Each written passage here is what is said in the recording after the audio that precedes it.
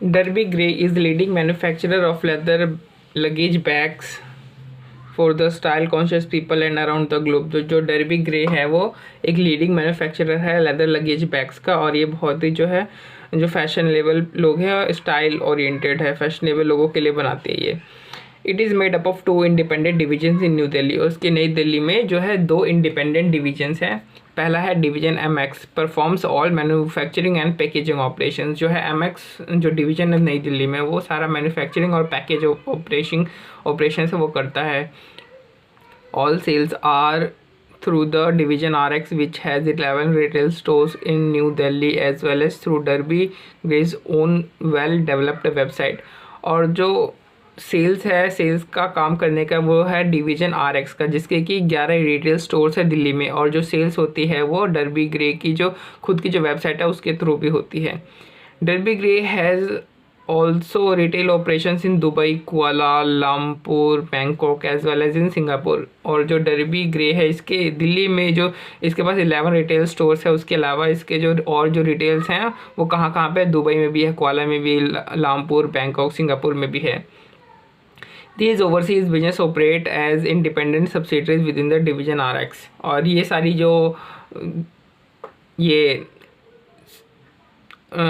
Retail जो outlets हैं जो ओवरसीज़ में हैं, ये सारी सारी एक इंडिपेंडेंट सब्सिडरी की तरह काम करती हैं RX की।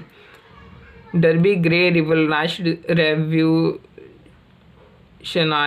the industry by offering cheap but stylish luggage bags। जो डर्बी ग्रे है उसने जो पूरी इंडस्ट्री को रेवोल्यूशनाइज कर दिया है by providing cheap and stylish luggage bags. तो मतलब सस्ते भी होते हैं उसके बैग, स्टाइलिश भी होते हैं। Derby Grey is able to keep its prices low by offering a very basic level of service. जो डर्बी ग्रे के जो प्राइजेस हैं वो काफ़ी ज़्यादा लो होते हैं।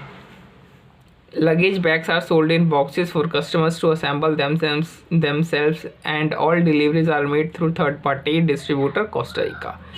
कहता है कि जो लगेज बैग्स है वो एक बॉक्स के सोल्ड कर दिए जाते हैं कस्टमर को, और जो बॉक्स में जो लगेज बैग्स है उसके पीसेस होते हैं जो कि कस्टमर खुद से असेंबल कर लेता है, और जितनी भी डिलीवरीज है वो थर्ड पार्टी है डिस्ट्रीब्यूटर कोस्टर वो उसके थ्रू दी जाती है। यानी MX क्या करता है, मैन्युफैक्चरिंग और पैकेज कर देता है, RX क्या करता है, कस्टमर से सेल करता है, मतलब पर मार्केटिंग का काम ये कर देता है, ठीक है। और जब भी कोई ऑर्डर आता है तो ये कोस्टा रिका को जो है डिलीवरी दे देता है, और कोस्टा रिका फिर फर्दर आगे डिलीवरी देता है कस्टमर को। डॉक्टर फिलिप्स जो कि मैनेजिंग पार्टनर है डर्बी ग्रे का, is bothered about increasing sales return and massive complaints about product purchase from Derby Grey on social media. तो जो डॉक्टर फिलिप हैं जो कि मैनेजिंग पार्टनर है, उनको पता चला कि सोशल मीडिया पे डर्बी ग्रे की बहुत सारी कंप्लेंट्स आ रही हैं, और साथ साथ जो डर्बी ग्रे की जो सेल्स रिटर्न है वो बहुत ज़्यादा इंक्रीज़ हो रही है। With this concern, Dr. Phillips has appointed you as a performance management expert to help the firm to execute Six Sigma technique to reduce the number of sales return and to evaluate firm's existing performance। और जो doctor Philips है उसने आपको appoint किया है कि firm की आप जो है प्रोसेस को समझो, इवेल्यूट करो एग्जिस्टिंग परफॉर्मेंस को, और उसको सिक्स सिग्मा टेक्निक अप्लाई करके जो सेल्स रिटर्न इनकी वो कम करो। Dr. Phillips has heard that the Six Sigma analysis involves large quantities of data. Dr. Phillips stated, I am not confident on our current IT system. I doubt whether the system would be able to identify the required data relating to cutting, preparation, closing, lasting, etc. Doctor Philip कहते हैं कि मैंने सुना है कि जो six sigma है उसमें बहुत ज़्यादा लार्ज क्वांटिटी में डाटा चाहिए होता है। ऑफकोर्स ये होता है क्योंकि हमें एनालाइज करना होता है, मेज़र करना होता है प्रोसेस को, ये सारे काम करने होते हैं, रूट कॉज आइडेंटिफाई करना होता है। तो कह रहा है कि मुझे डाउट है कि हमारा जो करंट जो IT सिस्टम है वो आपको इतने डिटेल में जाकर के डाटा आपको दे सकता है। These manufacturing subdivisions may be the root cause of the problem. कह रहा है कि ये जो हमने सब डिविजन्स बना रखे हैं मैन्युफैक्चरिंग के, हो सकता है ये प्रॉब्लम का रूट कॉज हो।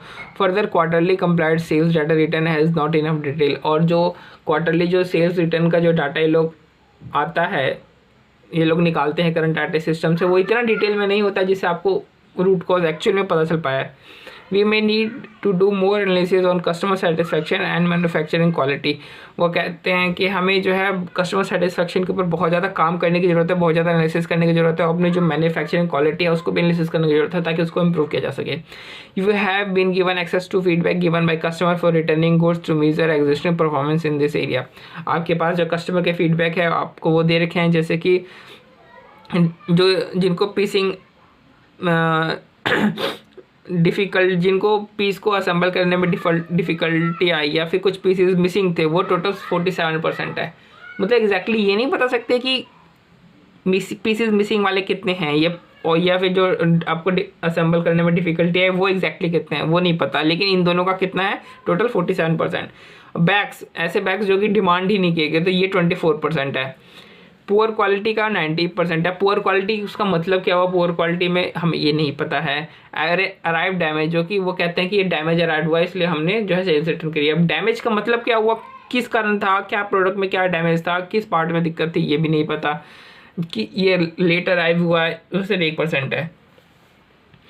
हमें मैनेजिंग पार्टनर को एडवाइस करना है 6 सिग्मा इम्प्लीमेंटेशन के लिए ताकि जो सेल्स रिटर्न है उसके नंबर कम हो सकें। और हमें यूज़ कौन से मेथड का करना है, DMAIC मेथड का करना है। ऑफ कोर्स ये बात है, जब हम करंट एग्जिस्टिंग प्रोडक्ट की बात करते हैं और उसमें इंप्रूवमेंट की बात करते हैं तो हम DMAIC मेथड की बात करते हैं, और अगर हम नए प्रोडक्ट की बात करते हैं तो उसमें DMADV मेथड की बात करते हैं। तो अभी हम देख रहे हैं DMAIC मेथड।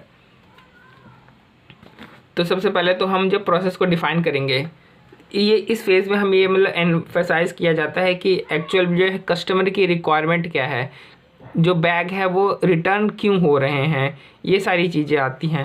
फिर मेज़र द एग्जिस्टिंग, फिर जो है एग्जिस्टिंग प्रोसेस है उसको मेज़र किया जाता है कि लेकिन मेज़र को, एग्जिस्टिंग प्रोसेस को मेज़र यहाँ पे किया नहीं जा सकता क्योंकि यहाँ पे उतना सफिशिएंट डाटा है नहीं हमारे पास कि हम पता कर सके कि डिफेक्टिव मतलब एक्चुअल में क्या हुआ है ना, डैमेज में हुआ क्या था, इतना डाटा है नहीं।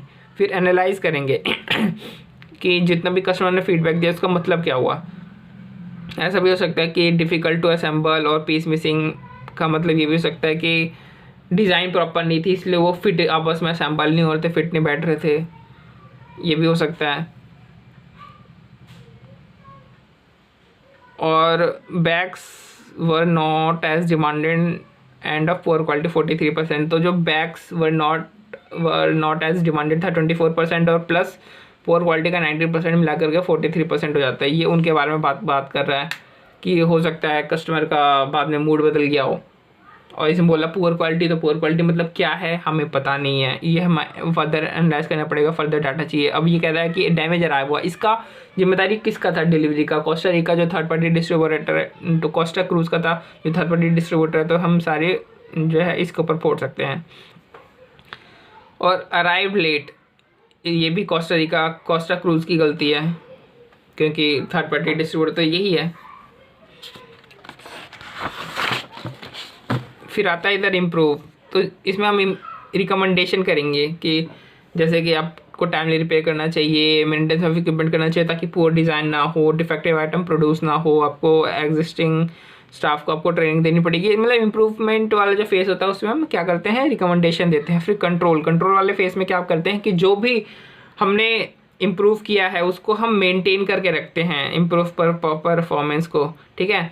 और अगर जो सेल्स रिटर्न है अगर वो एक स्पेसिफाइड लेवल के ऊपर चल जाती है तो उसके लिए हम एक जो रिस्पॉन्सिबल पर्सन है उसको कांटेक्ट करते हैं।